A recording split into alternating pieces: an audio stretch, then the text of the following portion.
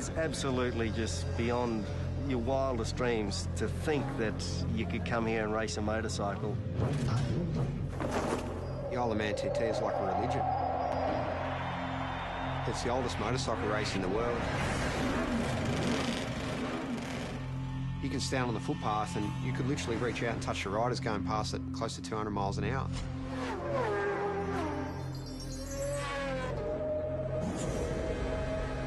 The houses are passing you so quick, sometimes it feels like you're inside a video game.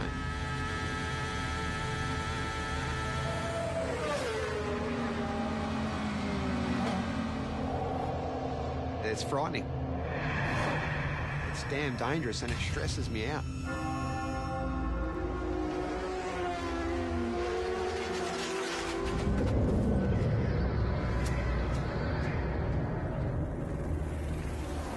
Unless I'm very much mistaken, Mark, this is the greatest motorsport event in the world.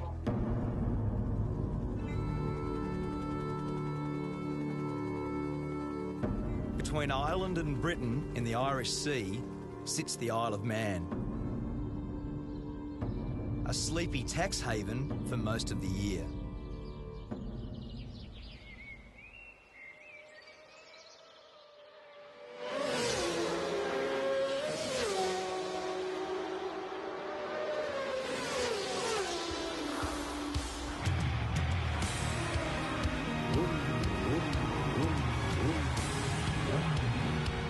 I've come here to witness the most dangerous road race on Earth. It's about 200 kilometres an hour, straight at the front here, absolute lunacy. I want to find out what drives these riders to test themselves and their machines in a brutal event called the TT, the Tourist Trophy. There's a lot to get right and a lot that can go wrong, so it is part sprint race, part endurance race, and it's a time trial, so it's so unique. Peter Brock used to say that great racetracks have got consequences. The Isle of Man TT is the ultimate road course. It's the fastest, wildest and most dangerous racetrack I've ever seen. And for the riders that compete here, there is absolutely no room for error.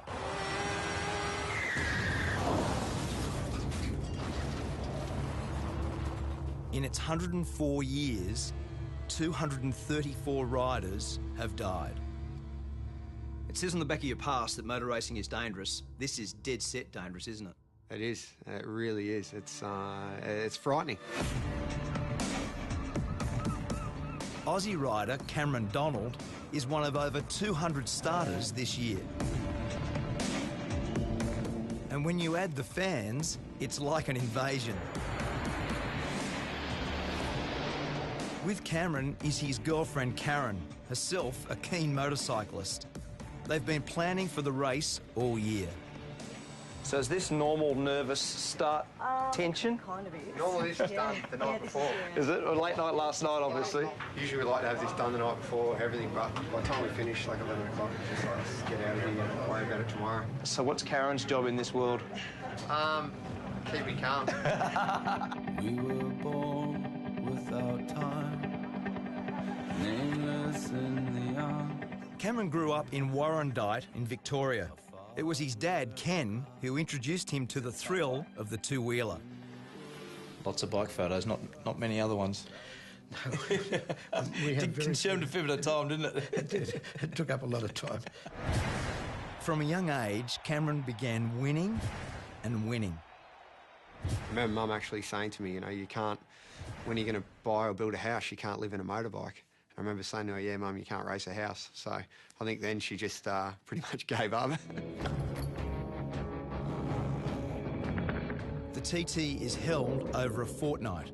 1 week for practice, 1 week for racing, 7 races in all. And in between, the public can go flat out, no speed limit on the Island Road course. Everyone that races here knows the dangers and they accept them and they do their best to ride accordingly. But I think it's sad in this world that we're all so wrapped in cotton wool these days, and there's so few opportunities to do anything dangerous. For Cameron, a plumber when he's not racing, there's no event bigger than this. Riders set off at 10-second intervals. It's all about the fastest lap of the island, and that's what makes it so pure and so dangerous. You sit on the start line, you're looking down that first hill, and because it's not a mass start, you're sitting there getting waved off one at a time. The pressure on you, everyone's looking at you, and it's a rush I've never had out of any other race.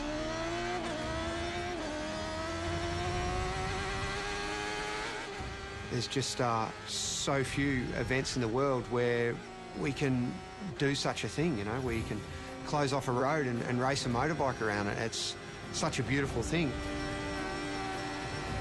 61 kilometres of public roads. Over 200 corners to be negotiated. Top speed, 330 kilometres an hour. This isn't a track.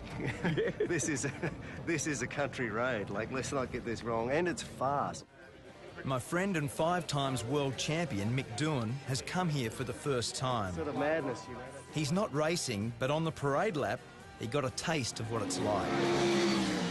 First reaction, as soon as you saw the place, looked around, what was your first reaction? Yeah, I didn't need to come here to have that reaction. It's just, as I say, it really, it is absolutely just beyond your wildest dreams to think that you could come here and race a motorcycle. The race has always had its critics, but from the start, its danger was its attraction. Back then, racing was banned in England, and the island was the only place where there were no speed limits. The TT was born. The voice of motorsport, Murray Walker. You've got a great history here, haven't you? You've been how many years? First of all, let me say it's great to see a great Australian at a great race. Thanks. To answer your question, Mark, I first came here in 1925. I was born in 1923. My father won here. I don't know how many times I've been here. Many, many, many times. In his 88 years, Murray Walker has seen some very good riders. And impressing him this year is our Aussie rider, Cameron. He's got a good bike, he's got some good backing, and he's still got the most important race of the week to come. So maybe, hopefully, he'll get it done. Each time Cameron sets out is an exercise in courage.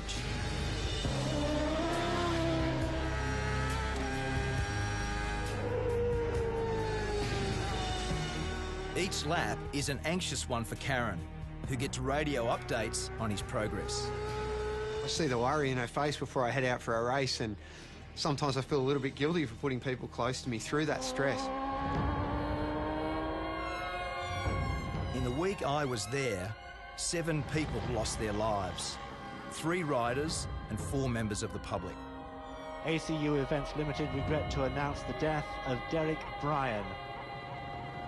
I've lost a couple of friends in my years racing at the Isle of Man, and I do think of them in the corners that they've fallen in, and where Dobbsy crashed is one of the most intense corners on the track. Dobbsy, Paul Dobbs, died in the TT last year. He lost his life to the sport that he loves, so. Just one of them, mate.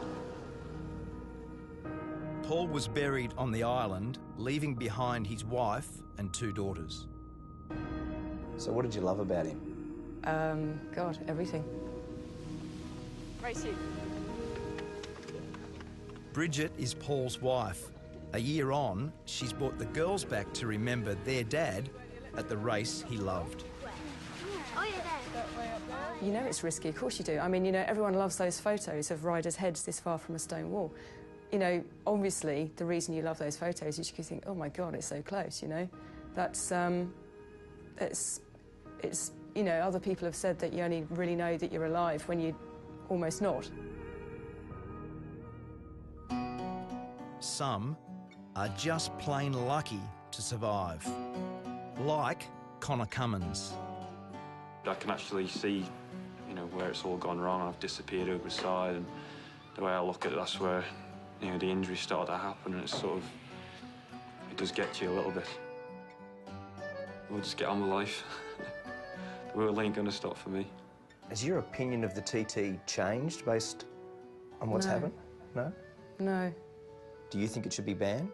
You can't possibly ban it. I mean, I don't know if you could ban it if you tried. It's like a monster, you know. It's bigger than the rest of us.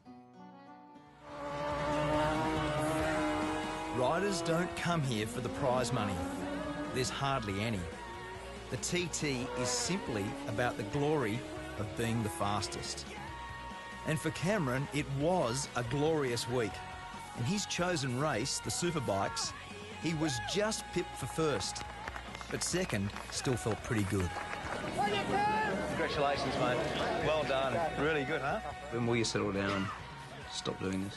I don't see it too far away. I never saw racing the Isle of Man as a long-term prospect because, look, it is so dangerous, and I do see it as a numbers game. If you keep coming back, sooner or later, I see it's going to catch you out.